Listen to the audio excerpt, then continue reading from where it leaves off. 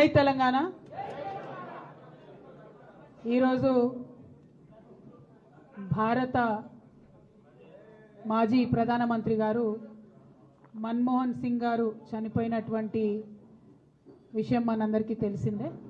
So ఆయన గొప్ప మేధావి, మన భారతదేశాన్ని ఒక మంచి దారిలో తీసుకెళ్ళినటువంటి వ్యక్తి కాబట్టి కేంద్ర రాష్ట్ర ప్రభుత్వాలు కూడా మరి వచ్చే 7 రోజులు సంతాప దినాలుగా ప్రకటించి ఉన్నారు. కాబట్టి ఇప్పుడు ఒక్కసారి 2 నిమిషాలు ముందుగా మన్మోహన్ సింగ్ గారి ఆత్మశాంతి కోసం మౌనం పాటించి తర్వాత సమావేశం ప్రారంభిస్తాం.